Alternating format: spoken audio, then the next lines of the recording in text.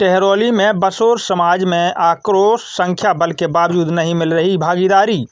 टहरौली तहसील में सिद्धनाथ आश्रम के पास तहसील स्तरीय अखिल भारतीय बसोर समाज की एक महत्वपूर्ण बैठक आयोजित की गई। बैठक की शुरुआत समाज के महापुरुषों के चित्रों पर पुष्प अर्पित की गई, जिसके बाद समाज के लोगों ने अपने अपने विचार व्यक्त किए। बैठक के दौरान बसोर समाज के लोगों में भारी आक्रोश और नाराजगी देखने को मिली। समाज के वक्ताओं ने कहा कि क्षेत्र में पर्याप्त संख्या बल होने के बावजूद उन्हें राजनीति और सरकारी योजनाओं में उचित भागीदारी नहीं मिल रही है, जिसके कारण समाज का समुचित विकास नहीं हो पा रहा है।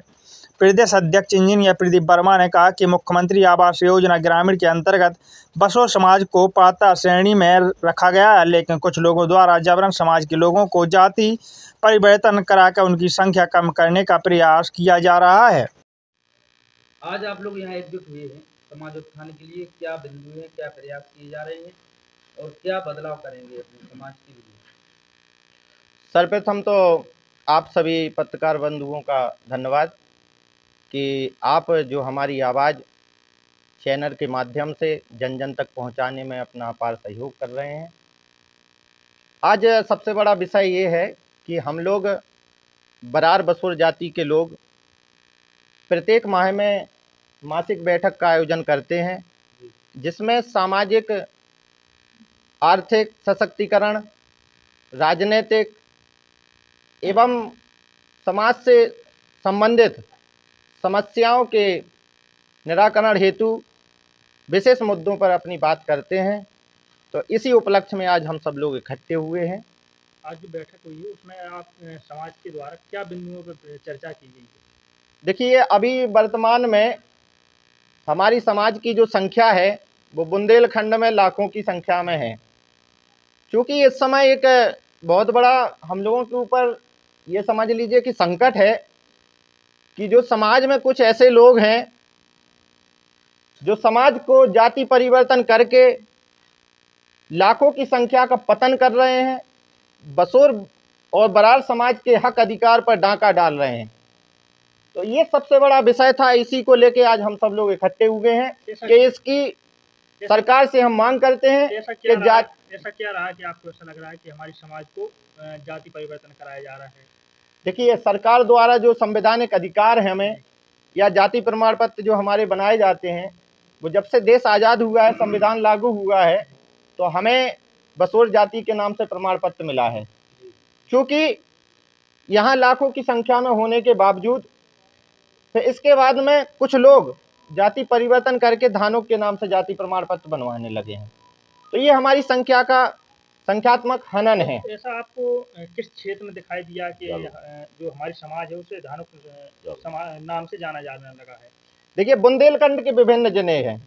आपको हम बता दें कि अभी हाल ही का एक वाकया है जनपद जालौन का, जहां पर सरकार द्वारा चलाई जा रही मुख्यमंत्री आवास योजना ग्रामीण, उसके तहत बसोर, बसफोर, धरकार इन जातियों को सरकार ने प्राथमिकता में जोड़ने का जो शासनादेश दिया था 29 फरवरी 2024 को, तो उसके अनुरूप जनपद जालौन के संबंधित अधिकारियों ने एवं जिला परियोजना निदेशक पीडी ने अपने सरकार को जो पत्र लिखा है, पत्र संख्या 645 में बसोर बरार समाज की संख्या 0 बता दी गई है। ये हम लोगों के लिए चिंता का विषय है, जबकि वहां पर हमारी संख्या लाखों में है। तो इससे हम लोगों को प्रतीत होता है कि कहीं ना कहीं ये सबसे बड़ा कारण हमारे लोगों की ओर से रहा है जिन्होंने जाति परिवर्तन किया। आज आपकी जो बैठक हुई उसमें और अन्य कितने बिंदु रहे हैं जिन पर प्रमुखता से चर्चा की गई है? और इसके अलावा हम लोग अभी 23/3/2026 में हम लोगों ने जनपद जालौन के जिलाधिकारी महोदय को जाति परिवर्तन करने वालों के खिलाफ एवं उन अधिकारियों के खिलाफ जिन्होंने हमारी लाखों की संख्या की कागजों पर हत्या की है, उनके खिलाफ एक मांग पत्र दिया था जिसमें जांच सुनिश्चित की जाए और उन अधिकारियों के खिलाफ कठोर से कठोर कार्रवाई की जाए। इसके अलावा हमारे मुख्य बिंदु ये भी है कि हमारी सबसे बड़ी बात तो यही है कि हमारा जाति परिवर्तन, ऐसा कोई कानून लाया जाए जिससे जाति परिवर्तन पर रोक लगे। और इसके अलावा बुंदेलखंड में हम करीब लाखों की संख्या में होने के बावजूद हमारे जो भाई बंधु यहाँ पर खड़े हुए हैं ये काफ़ी तादाद में हैं। तो मुख्यमंत्री आवास योजना जैसी बड़ी योजना से जिससे इस समाज का आर्थिक सशक्तिकरण हो सकता है, तो ऐसी योजना से ये वंचित हैं। जनपद झांसी में भी अगर अधिकारियों द्वारा हमारी समाज को 1000 या 2000 का लक्ष्य भी दिया होगा, तो ये 1 लाख में अगर 2000 आवास हम लोगों को मिल गए तो ये कहीं ना कहीं हमारी समाज के साथ शोषण है। ये अति निंदनीय है। इसकी भी हम सरकार से मांग करेंगे कि इसकी जांच की जाए और जो पात्र लोग हैं उनको सरकार की मुख्यमंत्री आवास योजना से उन्हें आवास दिलाया जाए, उनको लाभान्वित किया जाए। इसके उपरांत आपने और भी अन्य चीज़ों पर आपने बात रखी थी, पहले बताई थी। हाँ, इसके उपरांत देखिए, हम लोग आज देश की आज़ादी के बाद हम लोग आज राजनीतिक स्थिति से भी बहुत पीछे हैं। बुंदेलखंड के विभिन्न जिलों में हमारी संख्या लाखों में है। इसके अनुपात में हमें आज तक कोई राजनीतिक भागीदारी नहीं मिली है, ना इलेक्टेड ना सिलेक्टेड। किसी भी तरीके से हम लोगों को राजनीतिक भागीदारी में स्थापित नहीं किया गया है।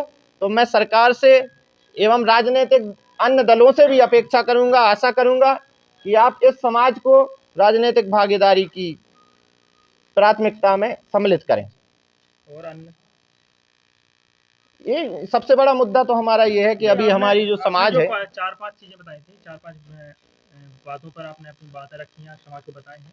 उनमें से आपकी और कौन सी बातें हैं जो अब सरकार तक पहुंचाना चाहते हैं? हाँ, सरकार तक सबसे बड़ी बात यह है कि जो हमारी समाज की संख्या शून्य बताई है, तो ऐसे अधिकारियों के खिलाफ कठोर से कठोर विभागीय कार्रवाई हो। और इस विषय को यहीं तक नहीं, हम इस विषय को जिलाधिकारी महोदय, माननीय मुख्यमंत्री महोदय और महामहिम राज्यपाल एवं संबंधित आयोग एवं संबंधित विभागों के तमाम मंत्रियों तक इस विषय को पहुंचाएंगे। आप इतनी बड़ी बैठक की थी, इसमें कहाँ से लोग आज एकत्रित हुए हैं? आज इसमें चिरगांव ब्लॉक, इसके अलावा बामौर ब्लॉक, इसके अलावा गुरसराय ब्लॉक, इसके अलावा मऊरानीपुर ब्लॉक आदि अन्य और जनपदों से भी लोग हैं इसमें शामिल। तो ये हमारी आवाज़ पूरे बुंदेलखंड की आवाज़ है और हम चाहते हैं कि इस योजना में जो धांधली हुई है उसके खिलाफ सरकार की जांच हो और संबंधित अधिकारियों के ऊपर कड़ी कार्रवाई हो। आप अपनी समाज को जो यहाँ पर नहीं आ पाए उन्हें कुछ संदेश देना चाहेंगे हमारे माध्यम से?